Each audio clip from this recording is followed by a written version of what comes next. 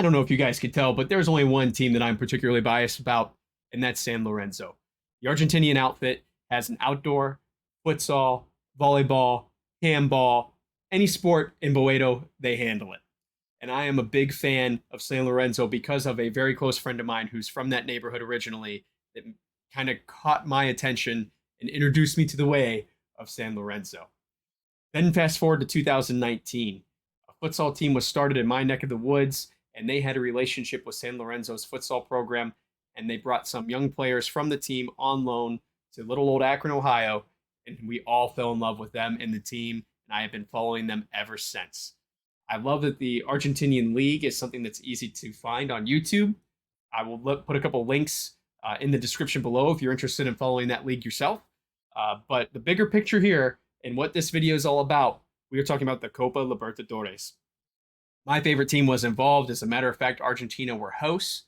So we saw San Lorenzo, Boca Juniors, another big team out of Argentina. Barracas were also involved in this tournament as well. And it was an exciting one that did not disappoint. You guys saw the thumbnail. I absolutely adore this tournament and love my South American futsal. So for me, I was very excited when it came time for San Lorenzo to defend their title and go back to back in the Copa Libertadores. Unfortunately, that wasn't the case. They put up a strong fight and ended up in third place overall, but Cascavel out of Brazil were the ones that took the title home.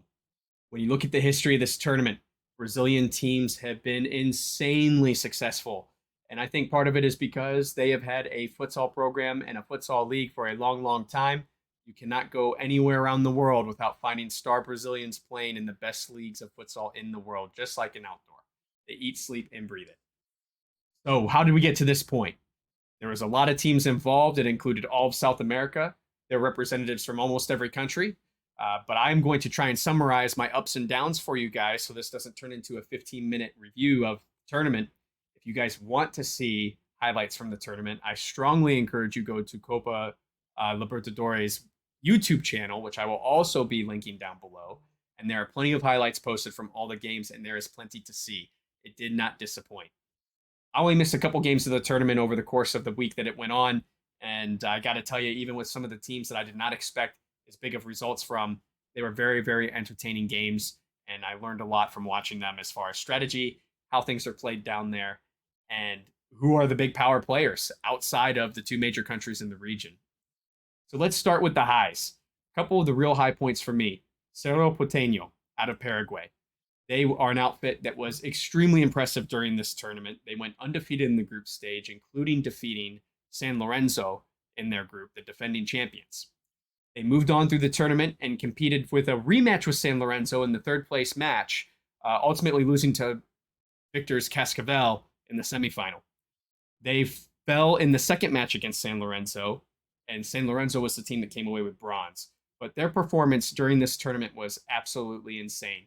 Their goalkeeper played upside down on his head to keep them in every game. It was extremely entertaining, and I believe he is also the national team goalkeeper for Paraguay. So that is very cool to see a national team caliber player in this tournament really showing his stuff.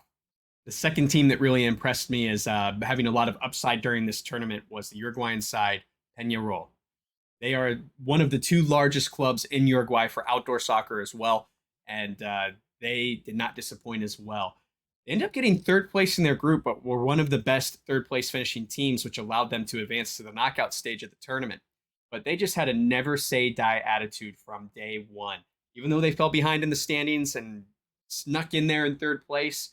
They edged out every single opponent in close matches with so much heart. And the fans that traveled from Uruguay to Argentina to watch their team play were so passionate. It was really intoxicating to watch. They made it all the way to the final and unfortunately ended up falling to Cascavel 3-1. But you have to love a good underdog. And these guys provided that Cinderella story all the way to the final. Now, the biggest letdown for me in this tournament, the downside, was a performance from San Lorenzo's rivals, Boca Juniors. When I was going in this tournament, albeit not knowing much about the other countries and their futsal programs, I thought for sure that 3 of the top 4 teams would be Cascavel, San Lorenzo, and Boca. Boca has been playing lights out in league play. They've beaten San Lorenzo a few times in a row now and seem to just have their number. I was kind of sweating seeing them show up on the schedule, but they walked away without anything to show for the group stage and didn't even make it to the knockout round. I have no idea what went wrong, but their Copa Libertadores bid just imploded from the very beginning. So very shocking to see from a team that normally performs extremely well in high pressure situations like Boca. But let's give credit where credit is due. Cascavel bringing home the silverware. You know, they shocked people on the way to this tournament, earning their berth when they beat Magnus, Brazilian futsal titans, 6-1 to punch their ticket to this tournament. And they did not disappoint with the opportunity and came away with the silverware. They did not miss a beat the entire tournament. They fought very well. They had very good movement. Possession seemed calm, smooth, almost like a dance. I knew from the very beginning that these guys would be making a strong trip to the finals once I saw them play in that group stage. And I got to tell you, even in that final group stage, that final with Peñarol, they had a very tough competitor from the Uruguayan side, but they came away with a 3-1 victory, held off all their advances, and they threw everything but the kitchen sink at Cascavel. But they came away super strong. So if this doesn't get you guys excited about what is going on in South America with futsal, I strongly encourage you go check some of these teams out. I will link as much as I can in the description with the highlighted teams that I posted today, and also to the Copa Libertadores futsal Twitter page, where you can scroll through their history and see some of the other teams that were involved and see who sparks your interest. I also would recommend another team as an honorable mention, Pantavalon, who just won their season's championship again to punch a ticket to the next contest in Peru. So lots and lots of talent coming out of South America. Tell me what you guys think. Is this a tournament you're even aware of? Is this a Europe and North America thing, kind of like it is in soccer for our side of the globe?